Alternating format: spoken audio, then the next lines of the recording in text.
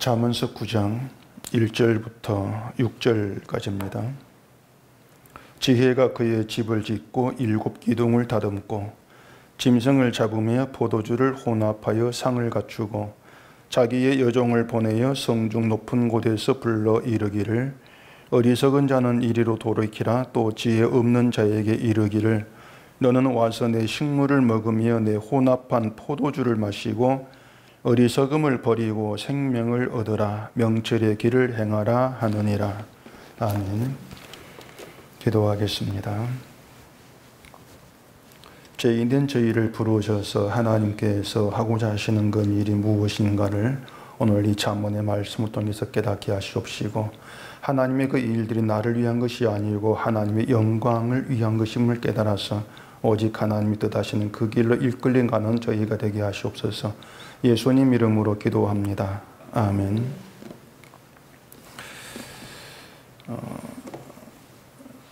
우리가 하나님을 믿는 그리스도입니다. 이렇게 얘기할 때에 그 하나님을 믿는다는 믿음이 하나님을 전혀 경험하지 못한 상태의 믿음이라면은 과연 그 믿음을 옳다고 할 수가 있을까? 그런 생각을 좀 해볼 수가 있어야 합니다. 다시 말해서 신자라면은 하나님을 경험할 수 있어야 된다. 하나님의 일하심을 우리가 살아가는 삶에서 경험되어야 된다. 이러한 의미가 되겠죠. 하나님을 경험한 적이 없는데 하나님을 믿는다.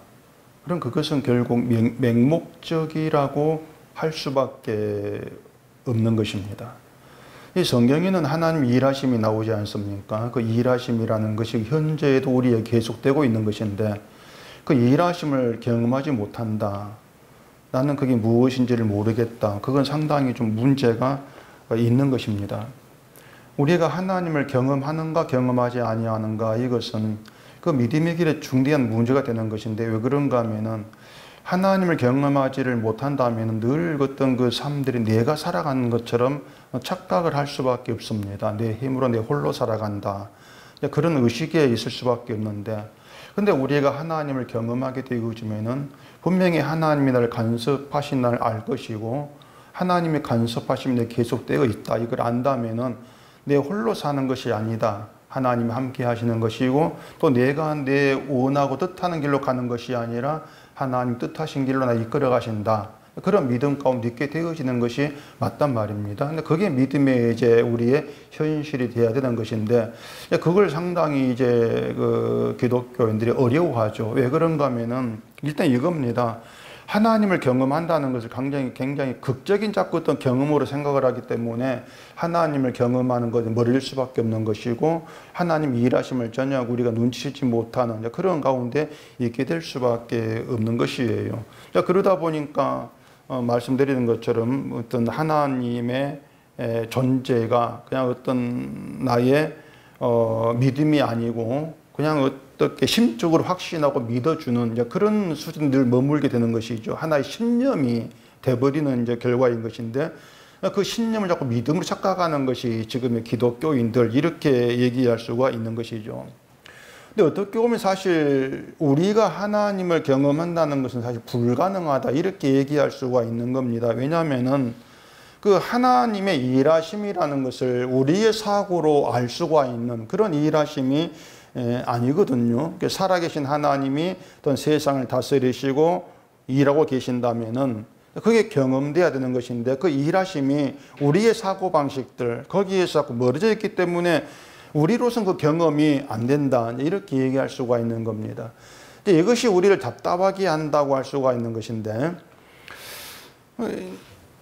우리가 성경을 보면서 얘기하는 그거지 않습니까? 우리가 하나님이 일하신 가운데 있다. 우리가 계속 그런 얘기하고 있는 것인데, 그렇게 하나님이 일하신 가운데 내가 들어있는 것이라면은 그 일하시고 계신다는 경험이 된다면 참 좋겠는데, 아무리 날 둘러봐도 이것을 느끼기가 힘들다고 하는 것이죠. 그러다 보니까 막연한 생각으로 흘러가 버리는 것이죠. 분명한 건 하나님은 지금도 일하고 계신다는 겁니다. 우리에게 일하고 계시는데 그걸 우리가 경험할 수 없는, 경험하지 못한 이유가 있는 거예요. 그게 왜 그런가 하면은 그 하나님께서 일하시는 방식, 또 하나님께서 뜻을 두시 일하시는 것들, 이 모든 것들이 우리의 생각과 다르기 때문에 그렇습니다. 그렇게 하시면 돼요. 하나님이 일하시는 방식들, 또 하나님 일해 가시는 어떤 그 방향들, 일하시는 그 모습, 일할 일들이 우리가 생각하는 것과 늘 다르다는 것입니다. 사람들은 하나님 경험을 이제 자기를 중심으로 하고 싶어 하거든요. 내 개인적인 형편에서 하나님 일하신다, 함께한다, 이 경험하고 싶어 하는 것인데, 가령 성경이 말하는 것처럼 바다가 갈라지고 죽은 살고 그냥 그런 기적까지는 아니랄지라도 어떤 그 내 삶의 형통과 평안함들, 그런 것으로 하나님을 경험하고 싶어 하는 그런 경향들이 굉장히 많이 있는 것이죠. 100만 원이 급하게 필요했는데 기도했더니 기도 마치고 얼마 후에 예전에 100만 원 빌려간 사람 와서 갚아주더라. 이런 식의 말들을 종종 들을 수가 있는 겁니다. 그런 식으로 어떤 하나님이 살아계신다, 나에게 함께한다, 그걸 경험하고 이제 싶어 하는 거예요. 근데 문제가 뭔가 하면은 하나님은 이제 그런 방식으로 일하시지를 않는다는 겁니다. 그렇게 일하시는 하나님이 아닌 거예요. 그렇기 때문에 우리가 이제 하나님이 일하심을 경험을 하려면은, 하나님을 경험하려면 결국은 우리 사고방식에 나와야 합니다. 우리 사고방식에 나와서 하나님이 일하는 방식으로 들어가야 되겠죠. 근데 그 하나님 일하는 방식에 들어갈 수 없다. 이게 우리의 이제 한계가 되는 거예요. 왜 그런가 하면은 우린 이미 내가 원하는 것들로 채워져 있는 그런 방식들, 내가 원하는 방식으로 하나님을 경험하고 싶어 하는데, 하나님은 이제 그런 사고방식으로 살아가는 우리가 문제 있는 자다. 내 생각으로 하나님을 자꾸 경험하려고 하는 그것이 너의 문제 있는 것이야. 이걸 알게 하는 방식으로 일하신다, 그 말입니다. 그렇기 때문에 어려워지는 거예요. 나는 이런 방식으로 하나님 경험하고 싶습니다. 하나님은 네가 그렇게 하려고 하는 게 문제 있는 거야. 이렇게 치고 들어오기 하시기 때문에 그게 일하심이야. 이렇게 이제 얘기를 하고 있기 때문에 그걸 우리가 이제 힘들 수밖에 없는 것이죠. 내 것이 깨져야 되기 때문에 그게 우리 한계라, 그 말입니다. 분명한 것은 하나님은 우리의 관심 속에 들어와서 일하시는 것이 아니고 우리를 하나님의 관심의 영역 안에 끌어들이기 위해 일하신다, 이렇게 보시면 되는 거예요. 하나님의 관심이 우리를 끌어들이기 위해서 일하신다. 그렇기 때문에 내 관심을 가지고 하나님을 찾는 모든 것들이 하나님의 원수로 행하는 것이었음을 알게 하는 것, 그걸 깨닫게 되어지는 그러한 것에 눈이 띄어진다. 이것이 하나님 일하심이구나. 그러니까 그게 뭐냐면은 하나님의 일하심이 아니면 나에게 그런 현상은 있을 수가 없어, 이렇게 여기라, 그 말입니다. 절대 불가능한 것이야. 이렇게 여긴다면 이런 현상이 나에게 나타나는 것이 하나님 일하심이구나, 이걸 알 것이고, 그리고 그렇게 나에게 되어지는 그런 일들 속에서 하나님을 경험하게 되어진다. 그 경험이 있는 자가 신자다, 이렇게 얘기할 수가 있다고 하는 것이죠. 그러니까 내가 나를 문제 있는 자, 인간으로 여기게 되어지는 것, 내가 문제 있는 인간으로 보게 되어지는 그런 눈이 열린다는 이 일들이 결국 내 의지나 내 생각으로 되는 것이 아니고 하나님의 그 간섭으로 되는 일들이다. 이게 성경에서 우리에게 계속 얘기해 주고 있는 내용이라고 하는 것이죠. 그렇기 때문에 우리가 이 성경을 바르게 해석하게 되어지면은 인간의 존재를 파악을 하게 되는 거예요. 성경 해석 인간을 포기한다, 이렇게 보시면 되는 겁니다. 바른 성경 해석에서 바른 인간 해석이 나온다는 겁니다. 굉장히 이건 중대한 문제가 되는 거예요. 왜 그런가 하면은 인간에 대한 해석이 잘못되어 버리면은 믿음 자체가 엉터리가 되어 버립니다. 인간 해석이 바르다고 하는 것은 인간을 믿음의 주체로 놓을 수 없다, 그 뜻이 될 것이거든요. 인간은 무능한 자, 이게 인간에서 바른 것이라면 인간을 믿음의 주체, 또 믿음의 능력자, 힘으로 놓을 수 없게 되어지는 것이죠. 그리고 결국 남는 것은 그 믿음이 일하시는 분은 하나님이야, 주님으로 되어진다, 이렇게 나아가기 때문에 인간 해석이라고 하는 것은 중대한 문제가 되어지는 것이죠. 그렇기 때문에 우리가 하나님의 일을 잡고 어떤 내 중심으로 이 일을 하면서 내 일에서, 나의 일에서 하나님을 경험하려고 하면은 안 되는 거예요. 오늘 본문이 이제 인간을 어떻게 해석해야 되는가, 이런 이제 말해주는 그런 내용이라 할 수가 있는데, 본문 1절 봐보십시다. 지혜가 그의 집을 짓고 7 기둥을 다듬고 짐승을 잡으며 포도주를 혼합하여 상을 갖추고 자기의 여종을 보내어 성중 높은 곳에서 불러 이르기를, 이렇게 말하죠. 자, 지혜가 집을 짓는다. 집을 짓고 이제 상을 차리고 여종을 보내서 사람들을 부른다. 그런 내용이지 않습니까? 쉽게 말하면 지혜가 집을 짓고 그 집에 잔치를 베풀어서 그 잔치에 사람들을 초청을 한다는 겁니다. 예수님이 이것과 비슷한 말씀하신 적이 있죠. 마태복음 22장에서 혼인잔치 비유 이야기. 그것도 비슷한 이야기이고, 거기에 이 천국을 아들을 위해서 잔치를 베푼 임금으로 비유하지 않습니까? 임금이 잔치를 베풀고 종을 보내어서 잔치 오라 초청을 불렀는데, 한 사람은 자기 밭으로 가고 한 사람은 사업하러 가고 남은 자는 그 임금의 종을 잡아 모욕하고 죽였다는 겁니다. 그래 임금이 분노해서 진멸해버렸다. 이게 마태복음 내용이지 않습니까? 또 누가복음 14장도 이제 그 같은 이야기가 나와요. 어떤 사람 잔치를 베풀어서 많은 사람을 청하였는데 뭐 밭을 샀다, 소를 샀다, 장가들었다, 못 간다, 거절한단 말이에요. 그래서 주인이 종을 보내어서 몸이 불편하고 저는 자, 맹인 이들을 불렀다. 그런 내용을 알지 않습니까? 잔치에 오라고 불렀는데 그 잔치를 부른 잔치와 인간의 일이 부딪힌 거예요. 쉽게 말하면은 그 잔치가 중요하냐 인간의 일, 나의 일이 중요하냐 이건데, 그 잔치가 내 잔치가 아니거든요. 이 임금이 초청한 잔치는 내 잔치가 아니고 나를 위한 잔치가 아니에요. 사람이 자기가 장가 드는 날에 다른 사람 잔치에 가지 않지 않습니까? 근데 장가 등이 중요한데, 이제 그게 우리가 살아가는 세상 일반적인 상식이에요. 그것이. 그게 잘못되었다. 우리는 그렇게 얘기하지를 않는단 말입니다. 내 일이 중요하니. 그게 맞죠. 내가 중요하니까 네 잔치에 가야지. 나는 그걸 이해를 해. 그래, 알았어. 그게 우리의 그 사람들이 통한 상식이란 말이에요. 그렇기 때문에 우리끼리는 오늘 내가 일이 있어서 잔치에 못 갑니다. 얼마인지 이해가 돼요. 양해가 된단 말입니다. 근데 임금이 베푼 잔치만큼은 그런 우리 상식 가지고는 해석할 수 없는 문제라는 거예요. 우리 상식 가지고 해석이 안 된다. 불렀는데 왜 안 와? 왜 거절해? 이것만 물을 뿐이지. 그런데 사실 이런 거 이해해 줄게. 그럼 다음에 부를게. 그런 게 아니란 말입니다. 결국 답이 뭐냐면은 나에게 뭐 바쁘고 중요한 어떤 일이 있다 할지라도, 어떤 경우라 할지라도 임금이 베푼 잔치만큼은 거절하지 않고 부를 때 가야 한다는 거죠. 가야 돼. 근데 우리는 그렇게 하는 자들이 아니란 말입니다. 그러니까 그런 말들을 가지고 임금이 부를 때 갑시다 이렇게 할 수가 없는 거예요. 우리는 내 형편이 먼저인데 결국 갈 수 없는 자입니다. 안 갑니다. 우리 그렇게 나와야 되겠죠.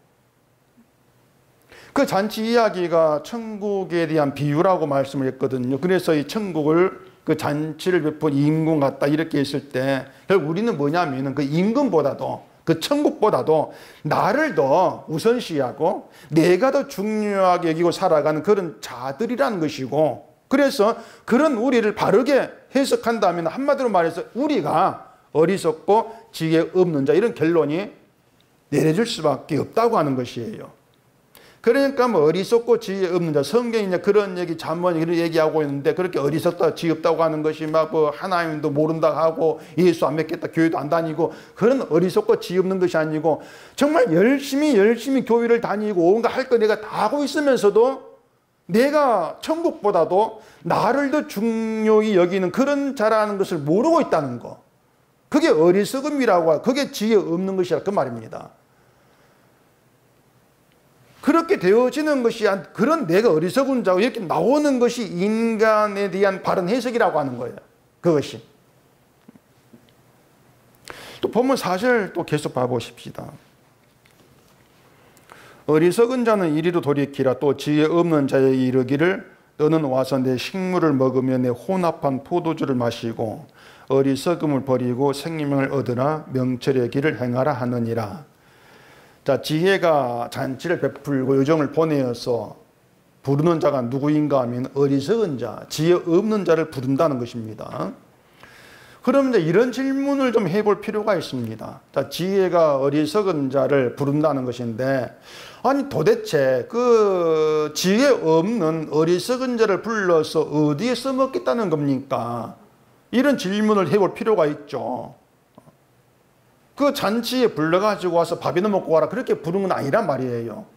어떤 이유가 있어서 뭔가 써먹으려고 불렀다 이렇게 말한다면은, 아니 그러면은 그 잔치를 베푼 임금을 위해서, 그 주인을 위해서, 지혜를 위해서 부르는 것이라면, 이왕이면은 좀 지혜 있고 똑똑하고 뭐 능력 있고 뭔가 할 수 있는, 일할 수 있는 그런 사람 부르는 것이 더 낫지 않냐 그 말입니다. 그 어리석은 자를 불러가지고 어디에 써먹으려고 합니까? 이렇게 질문해야 되겠죠. 바꾸면 말 우리가 어리석은 자입니다. 그런 천국이 우리를 부른단 말이에요. 우리를 예수님이 부른다. 그러면은 우리가 질문할 거죠. 아니 이런 나 같은 어리석은 자, 정말 지혜 없는 자, 아무것도 할 수 없는 자를 불러가지고 어디에 써먹으려고 합니까? 물어봐야 되겠죠. 우리는 그렇게. 야, 나 같은 자를 부른다, 나 천국 간다, 이렇게 좋아할 일이 아니란 말입니다. 왜냐하면은 나를 단지 천국 보내려고 잔치에 참여하게 해가지고 밥 먹으라고 부르는 건 아니기 때문에, 아니 어디에 써먹으려고 나를 부르는 거예요? 물어봐야 되죠. 그렇게 묻고 답을 우리 갖고 있어야 되겠죠. 나를 이렇게 써먹으려고 부른 것이구나. 어리석은 자라고 하는 것이 이래 주의 일에 쓰여지는 것이구나. 우리는 그걸 알아야 한단 말입니다.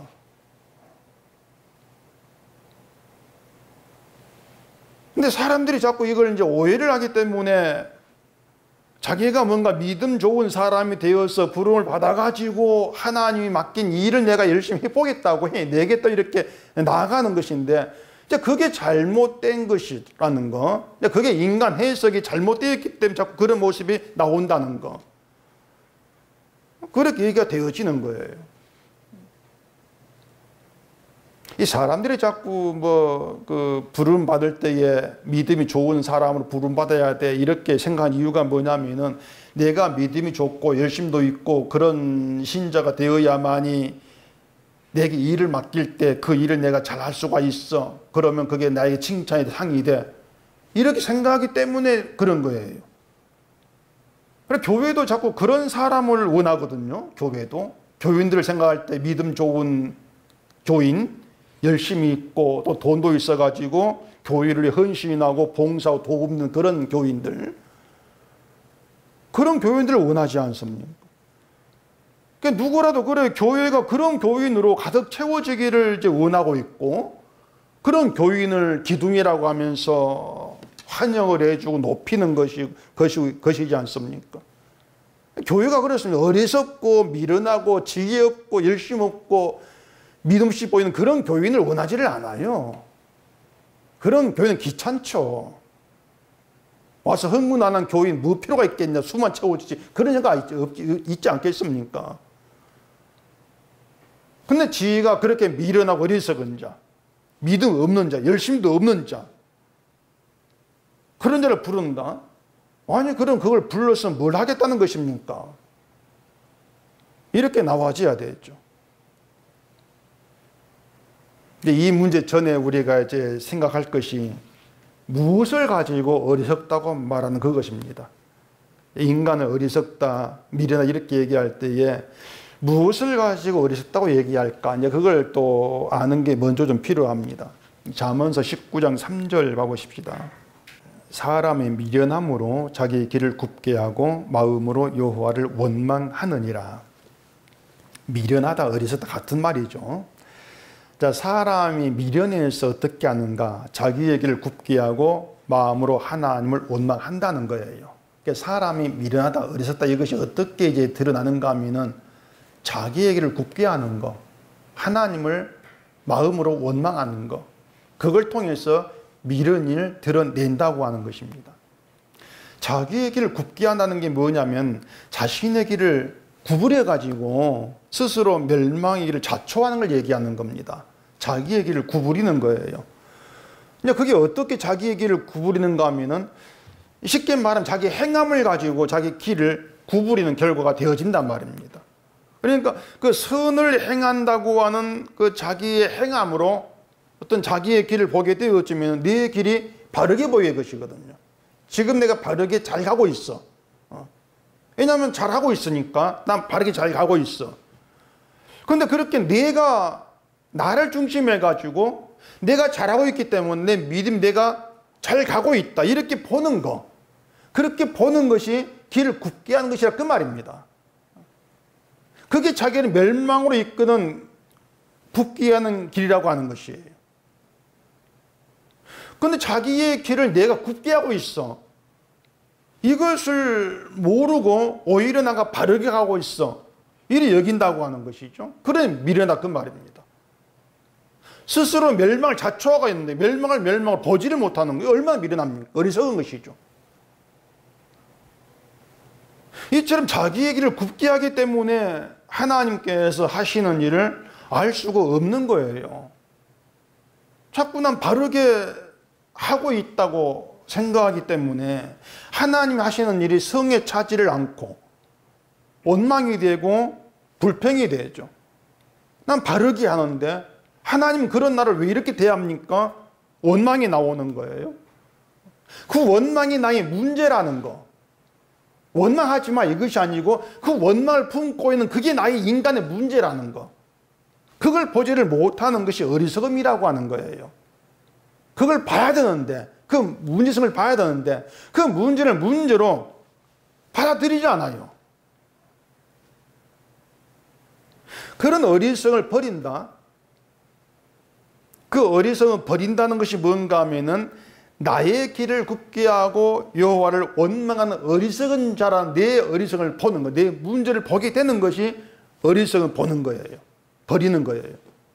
내 문제를 본다고 하는 것이. 내가 나의 길을 굽게 한 자구나. 그 어리석은 자였구나. 나는 하나님을 원망하는 것을 속에 품고 있다. 그게 나였다는 거. 근데 그것을 내가 바르게 신앙생활 잘하는 것 때문에 보지를 못했다는 거. 내가 이지한 눈치를 채웠다. 그게 어리석음을 벗어버리는 것이죠. 다시 말하면은 바른 길을 가고 있고 하나님을 위해서 잘하고 있다고 하는 그런 헛된 착각으로 내 길을 굽게 하고 살아왔던 그런 현실을 제대로 깨닫는 거예요. 그렇게 어리석음이 벌어져야만이 구원의 길이 내 힘으로 갈 수 없는 길이라는 것을 알게 되어지는 거죠. 이것이 어리석은 자를 부르시는 이유가 되는 거예요. 그것이.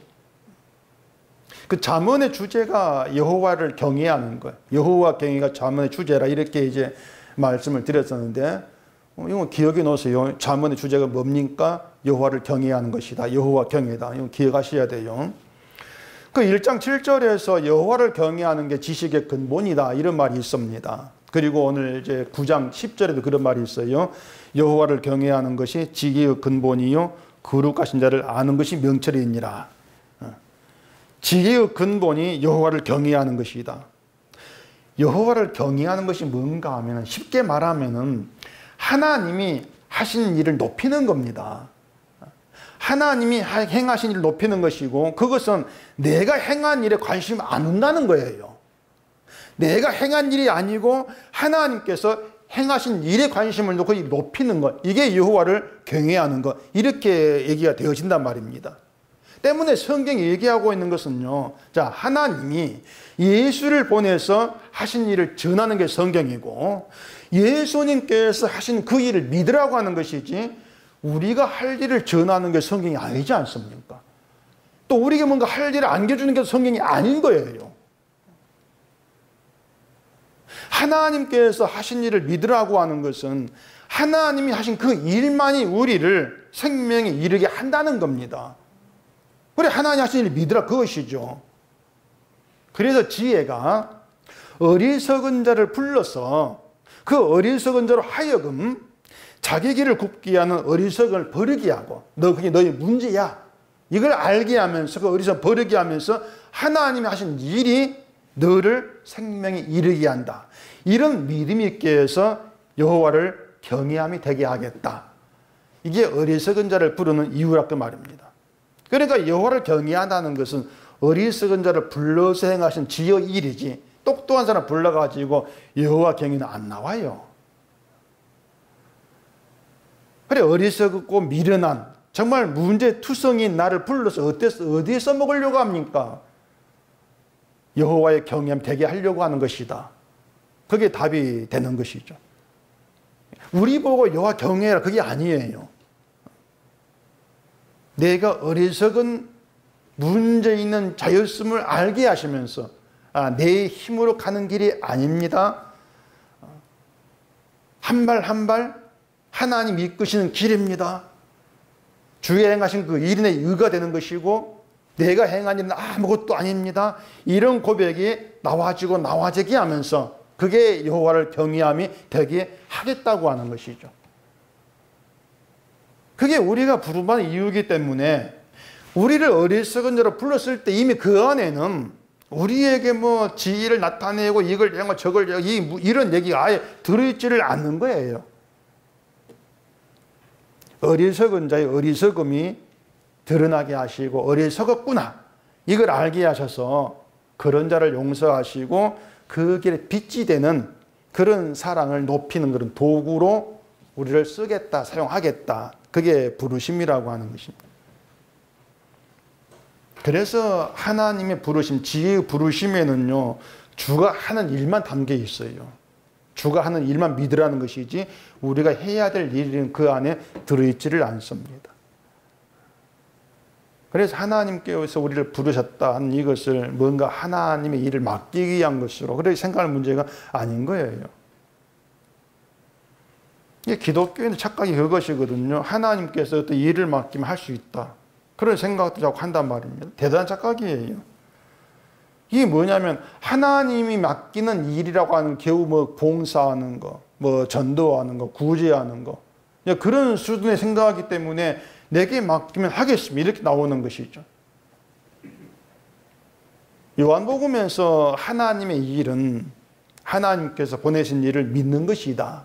이렇게 말씀했는데 자 그러면은 하나님 보내신 자 예수를 믿는 그 일 우리에 맡긴다. 맡기면 할 수가 있을 것 같습니까? 못하는 거예요.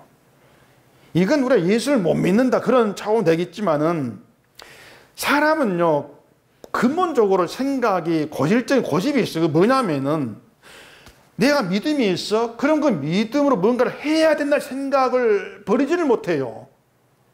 이건 정말 우리 어떻게 이걸 속아낼 수 없는 우리의 습성이에요. 본성이에요. 내가 믿음이 있어 그럼 믿음 뭔가 하는 게 있어야 되지. 자 그렇게 우리 나간단 말입니다. 가만히 있는 걸 믿음을 간주를 안 해요. 사람들은. 다시 말해서 가만히 있지 못하는 게 사람이기 때문에 하나님께서 보내신 예수를 믿는 일을 못한다는 것입니다. 믿음은 우리의 가만히 있으라는 거예요. 그게 믿음이에요. 근데 우리는 가만히 있으면 된 일이 나오는데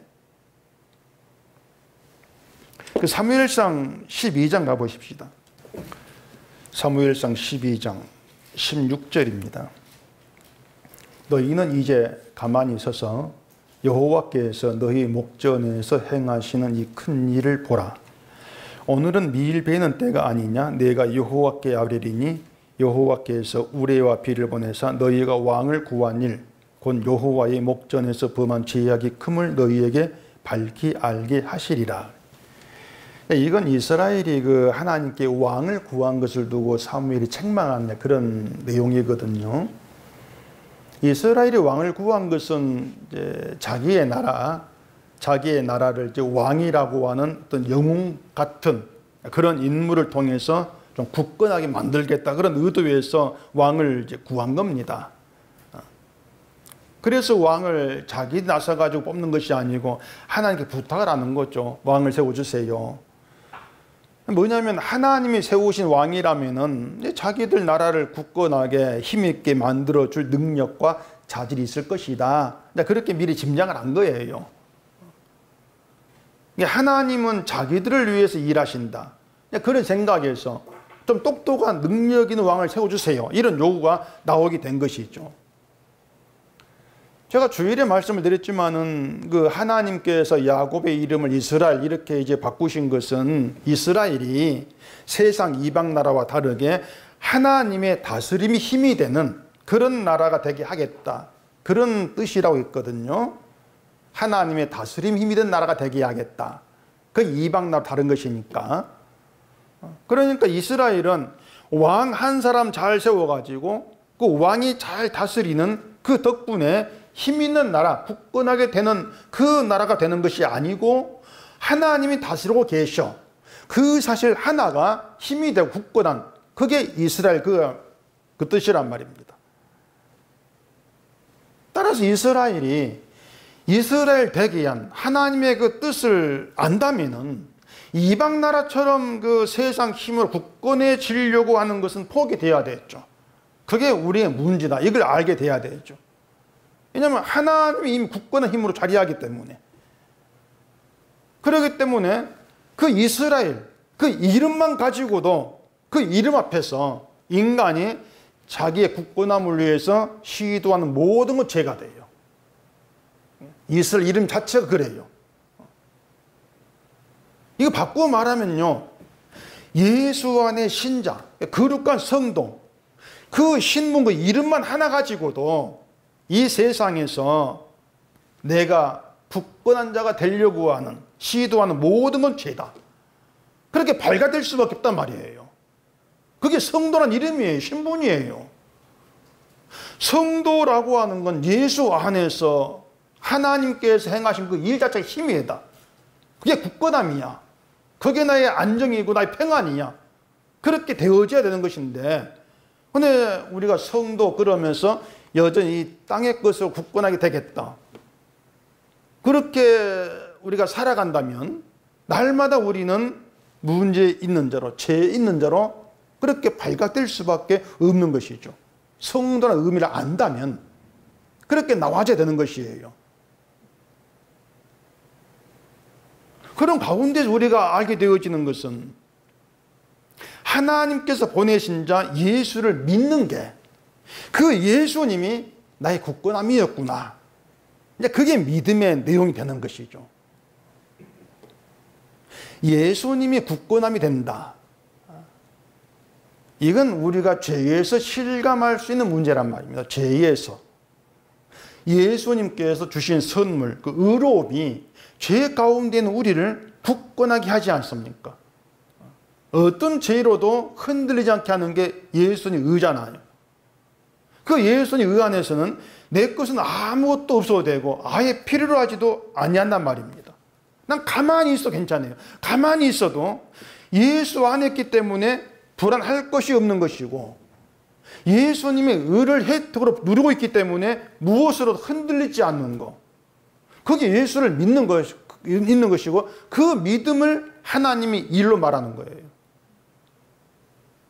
그래 내가 움직일 이유가 없는 거죠. 가만히 있는 가운데에서 하나님의 일이 되는 거예요. 믿음이 하는 거예요. 결국 뭔가 하면은 우리는 믿음 안에 가만히 서서 교회 일 하지 마라 그 가만히가 아니에요. 내 힘으로 어떤 뭔가 이루려고 하는 그걸 우리가 내려놔라 그 말입니다. 가만히 서서 여호와께서 내 목전서 행하신 큰 일을 예수님에게서 봐라 그 말입니다. 십자가에서. 그 예수를 보게 되어지면은 예수께서 흘리신 그 피로 인해서 우리가 내 굳건함과 평안과 구원을 위해 시도하며 살아왔던 내 모든 게 흔들리고 무너지는 거예요. 예수님이 다 하셨는데 내가 나를 위해서 내 믿음을 위해서 이걸 했고 저걸 했고 이건 모든 것들이 헛된 것이었구나. 부서지는 것이죠. 신자는 그런 경험이 있어야 되고요. 그런 경험 가운데에서 하나님 일하심을 경험하는 거예요.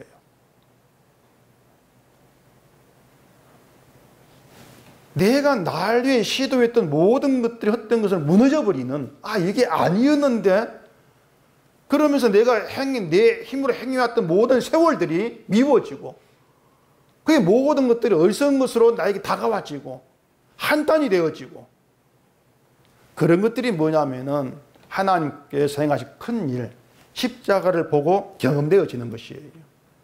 그게 하나님 일을 경험하는 거예요. 신자죠, 그것이. 내가 시도했던 모든 것들, 한평생을 주를 위해 한다고 했던 모든 것들 모두 어느 하나도 나를 굳건하게 세우지를 못한다는 거. 여기에 눈을 뜨게 되어지면서 예수님께서 행하신 그 일만이 나를 굳건하게 세우는 것이구나. 그 사실을 깨닫는 거예요.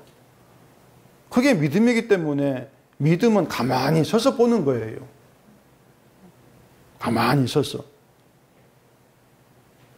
십자가에서 말씀을 성취하신 예수님의 일이 무엇으로도 흔들리지 않고 변하지 않는 바위 같은 견고함이 되는 거예요. 신자에게. 그러면서 굳건함이 무엇인가? 여기에 눈을 뜨게 되는 것이고 하나님이 행하신 큰 일로 인해서 감사하는 거죠. 그게 여호와 경외예요. 그 경외함이 어리석은 자를 불러서 어리석음 깨닫게 하는 가운데에서 나오게 하신다. 이게 지혜가 어리석은 자를 부르는 이유입니다. 절대 지혜는 지혜 있는 자를 안 불러요. 똑똑한 사람 안 부릅니다. 그래 예수님 의인을 부른 것이 아니라 하지 않습니까? 죄인을 부르러 왔지. 죄인을 불러야만이 죄인을 통해서 하나님의 가지 큰 일을 보게 하시거든요. 그게 비밀이 복음 비밀이에요. 근데 사람은 자꾸 내가 움직이지 않는 거, 내가 뭔가 행하는 것이 없다는 것에 대해서 그 믿음 자체에 불안감을 느끼지 않습니다. 그래서 가만히 있지를 못하죠. 가만히 있지를 못하니까 하나님의 일을 할 수가 없다 이렇게 말씀을 드린 겁니다. 인간에게는 믿는 게 불가능하다. 그래 가만히 있으라고 하는 것이 듣기는 아주 쉽게 그렇게 느껴질 수가 있는데 막상 우리 가만히 있자 이렇게 했을 때에는 이게 맞나 그런 불안감이 자꾸 싹틀 수밖에 없어요. 이게 맞나? 저 목사 하는 말이 진짜 맞을까? 믿어도 되나? 이러다 지옥 가는 거 아닐까? 온갖 생각이 드는 것이죠. 기독교인들 그렇습니다. 그 신앙생활 자꾸 좀 신경을 쓰는 이유가 뭔가 하면은 자기 믿음을 내가 굳건하게 지키겠다는 그것 때문에 그래요. 내가 열심히 잘하고 있는 그것들을 보면서 내 믿음 지켜주고 있구나, 지키고 있구나 이렇게 이제 스스로 안위를 하고 있는 것이죠. 그 본문을 보면은 지혜가 지은 집에는 모든 게 갖추어져 있습니다. 모든 게. 7 기둥을 다듬었다. 그것도 보면은 이미 7 기둥을 다듬은 단단한 집이거든요. 그렇기 때문에 사람의 기둥이 되어야 될 이유가 없어요. 그렇다면 사람의 기둥이 되어서 사람의 힘으로 유지되는 것은 주의 집이 아니다. 이런 의미가 되겠죠. 그건 교회가 아니다. 그런 뜻이란 말입니다. 그런 점들을 우리가 면밀히 살펴가면서 믿음이 뭘까 그것들을 우리가 좀 차근차근 찾아가야 될 그런 이제 필요가 있는 겁니다. 그게 여러분 일들이 돼야 돼요. 우리에게는 하나님의 말씀이 성경이 있지 않습니까? 이 성경 우리가 예배 드릴 때 필요하다 책으로만 간주하면 안 된단 말입니다. 성경이 우리에게 증거하고 있는 것은 예수님이 우리 죄를 대신 죽으시고 그 피로 우리를 용서했다고 하는 자고 계속 증거한단 말이에요. 그 예수의 피를 대체할 수 있는 것은 없거든요. 신자의 운명은 예수의 피로서 생명으로 확정이 되어버렸습니다. 예수의 피가 생명이다 확정된 사실이에요. 그렇기 때문에 십자가 사건이 우리의 굳건함이 되는 것이죠.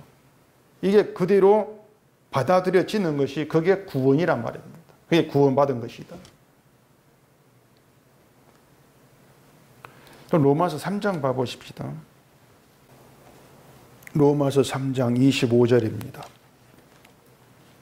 이 예수를 하나님이 그의 피로써 믿음으로 말미암는 화목제물로 세우셨으니 이는 하나님께서 길이 참으시는 중에 전에 지은 죄를 간과하심으로 자기의 의로우심을 나타내려 하심이니 곧 이때에 자기의 의로우심을 나타내사 자기도 의로우시며 또한 예수 믿는 자를 의롭다 하려 하심이라. 여기 보면은 자기의 의로움을 나타내려 하심이라 이렇게 말하거든요. 이것이 우리를 죄인으로 부르신 이유가 되는 거예요. 자기의 의로움을 나타내시기 위해서 하신 일이 죄를 간과하시는 것이란 말입니다. 그리고 죄를 간과하시려고 예수님을 화목제물로 세우신 것이에요. 예수님을 화목제물로 세워서 피 흘려 죽게 하시고 그 피로 우리 죄를 용서하시고 죄를 간과하신다는 겁니다. 간과하신다는 것은 벌하지 않고 이제 내버려 두신다는 거예요. 그 죄 벌하지 않겠다. 죄 없는 걸 얘기했다. 그 뜻이죠. 예수님이 우리 대신 죄의배를 받으셨기 때문에 우리를 벌하지 아니한다. 이걸 믿는 것이 예수의 피를 믿는 것이고 그 피를 믿음으로 그들을 의롭다 하심으로 인해서 하나님의 의를 나타내시겠다는 거예요. 이게 목적이 뭐냐면은 우리를 의롭게 천국 보낼게 이게 목적이 아니고요. 하나님의 의를 나타내시겠다는 거예요. 하나님의 의를 증거하는 게 우리를 죄인으로 부르신 이유라 그 말입니다. 그리고 우리를 의롭다 하신 것이 예수의 피로 우리가 완성돼 버린 거예요. 그렇기 때문에 우리가 의롭게 되어야 될, 내가 내 의로움을 위해서 해야 될 일은 없다는 것이에요. 그 로마서의 딱 두 구절만 우리가 면밀히 살펴봐도 이 교회가 자꾸 이제 이 사람이 자기 어떤 믿음과 의를 위해서 쌓기 위해서 어떤 자꾸 행함을 몰고 하는 것이 그게 성경과 안 맞고 어긋나는 것이고 그게 예수님 십자가를 자꾸 회방하는 것이고 멸시하는 것이고 하나님 목적과 뜻이 벗어난 것이다. 그 다 드러난단 말입니다. 이 딱 두 구절만 가지고도. 우리를 의롭게 만들어 놓고 하나님의 의를 지금 나타내시려고 하시는 것인데 그 안에 우리가 의롭게 되자 이것이 있을 수가 없는 것인데 근데 자꾸 또 행함으로 이끌어갈 이유가 뭐냐고 하는 것이죠. 그러니까 하나님의 일에 부름받고 믿음을 선물로 받은 신자는 이미 예수 그리스도 안에서 행한 바 없이 한 바 없이 의로운 자로 평가된단 말입니다. 아무것도 한 바 없이 예수님 행함 그 안에서 의로운 자 평가되는 것이에요. 이게 복음의 비밀, 십자가 비밀이죠. 때문에 십자가 앞에 우리가 나오게 딱 되어지면은 내가 나의 믿음을 위해서 지키고 힘쓰려고 애썼던 그 모든 것들이 나의 길을 굽게 하는 내 스스로 멸망의 길로 이끌려가는 미련이었구나. 이걸 분명히 알게 되는 거예요. 근데 지혜가 여종을 보내서 외치게 한 것이 어리석은 자는 이를 돌이키라는 것이고 또 지혜 없는 자들에게 외친다고 하지 않습니까? 그러면은 여종의 말에 귀를 기울일 사람은 내가 어리석구나, 내가 지혜 없는 자구나 이걸 아는 자들이 그 말에 귀를 기울일 거란 말이에요. 근데 그런 인간이 없단 말입니다. 자기를 어리석다, 내가 미련해, 내가 지혜 없어. 그렇게 자기를 보는 자가 없는 거예요.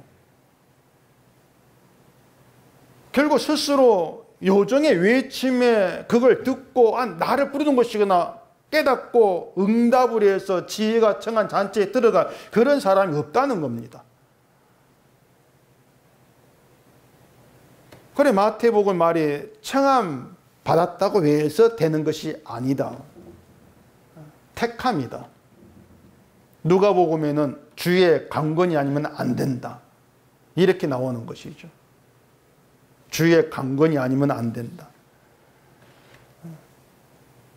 그래서 우리는요, 매일같이 성령의 강건함이 있다면은 그 성령의 강건함으로 인해서 내가 믿음으로 살아보겠다고 열심을 내었던 모든 것이 어리석음이었다.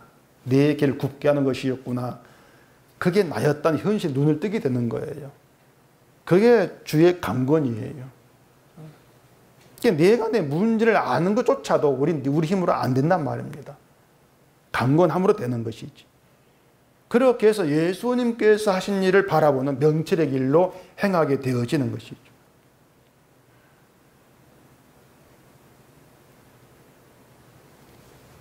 주 안에서 내 믿음에 대해서 구원에 대해서 불안하지 않게 하는 성령의 강건하심이 매일 우리에게 함께 하신다. 그게 우리 현실입니다. 우리는 그렇게 이끌림 받고 있는 거예요.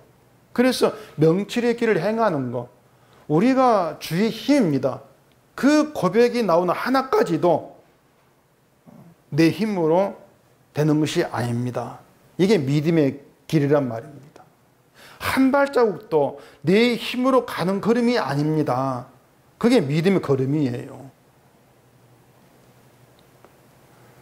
그 예수님과 함께 십자가에 달린 한편 강도를 생각해 보면은 믿음이 뭔가를 알 수가 있는 겁니다. 행악자 중에 하나가 네가 그리스도가 아니냐, 너가 우리를 구원해라 비방을 했죠. 그건 단순히 예수를 비방하는 차원이 아닌 거예요. 그 강도가 십자가에 못 박혀 죽는 거기에 대한 불안감, 두려움, 그런 뜻이라 할 수가 있겠죠. 죽는 낭에 대한 불안, 두려움이 벗어나고 싶어서 예수에게 당신 그리스도잖아, 나 좀 구원해봐, 뭐하고 있어? 어떤 그런 불안감 하소연이라고 할 수 있는 것이에요. 나고네가 강도는 그게 없어요. 우리는 우리가 행한 일에 상당한 보응을 받는 거야. 당연한 거야. 죽는 걸 당연하게 받고 있죠. 이것 자체로 강도는 평안이에요. 그러면서 예수의 당신 나라 임할 때 나를 기억해 주시옵소서. 기억해 달라. 결국 예수님께 기억되는 그 하나만 가지고 되었던 거예요. 그것으로.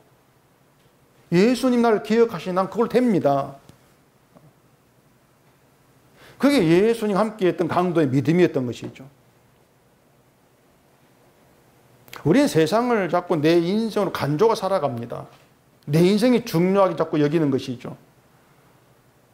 그래서 하나님을 경험하지 못하는 것이고, 지혜가 집을 짓고 어리석은 자에게 외치고 있음 불구하고 그걸 느끼지를 못하고 살고 있는 거죠. 그런데 성령의 강권에 의해서 예수를 믿는다 여겼던 내 마음이 십자가가 아니고 나는 내 인생을 더 중요하게 여긴 채 살고 있었다는 것, 이걸 눈치를 챌 때가 있다는 것입니다. 강권에 의해서. 그게 나의 어리석음이었구나, 이걸 알게 되는 것, 그게 지혜의 부름 받아서 지혜의 집에 있게 됨으로 인해서 나타난 증거다, 좀 이렇게 보시라는 것이에요. 그래서 나는 오늘도 내 힘으로 사는 것이 아니고 주의 강권, 지혜의 강권에 의해서 살아간다, 이걸 실감하는 그것으로 하나님의 일을 경험하시라는 겁니다. 결국 하나님을 경험한다는 것은 어리석은 자에게 해당되는 문제예요. 어리석은 자에게, 자기의 어리석음을 알게 된 자에게 그렇게 알게 하면서 하나님을 경험하게 하시는 것이죠. 너는 네 홀로 있는 게 아니다. 내가 너의 일하기 때문에 너의 문제를 보게 되는 것이야. 이렇게 자꾸 우리를 만나게 되는 거예요.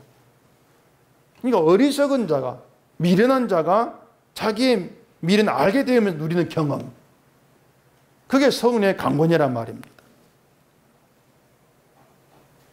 여러분이 말씀을 들으면서 어떤 여러분 속에 감추어 두었던 그런 악한 것들, 더러운 것들이 막 드러나면서 그걸 보게 되고 뭔가 자꾸 들키는 것 같은, 말씀을 들으면서 내가 뭔가 들키는 것 같은 그 느낌이 드는지 모르겠어요. 근데 말씀을 들으면서 자꾸 뭔가 들키는 것 같은 느낌이 든다면은 그건 지혜가 나를 찾아와서 나를 만나준 현장이다, 이렇게 보시면 되는 겁니다. 지혜로 인해서 지혜를 만나고, 지혜를 만나면은요, 우리 어리석음 들키는 것밖에 없어요. 뭐 지혜를 만나면 악수 반갑습니다 이렇게 나올 줄 안 돼요. 근데 어리석음, 악한 것만 자꾸 들키는 것밖에 없어요. 근데 그게 은혜예요. 그 은혜를 받게 되어지면은 나에게는 예수님보다 내가 더 중요합니다. 나는 그렇게 살아갑니다. 그런 말이 나오게 되어 있단 말입니다. 뭐 지혜를 만나니까 이제부터 나는 내가 중요하지 않아서 이렇게 나올 줄 아니에요. 나는 나밖에 모릅니다, 이런 말이 나와요.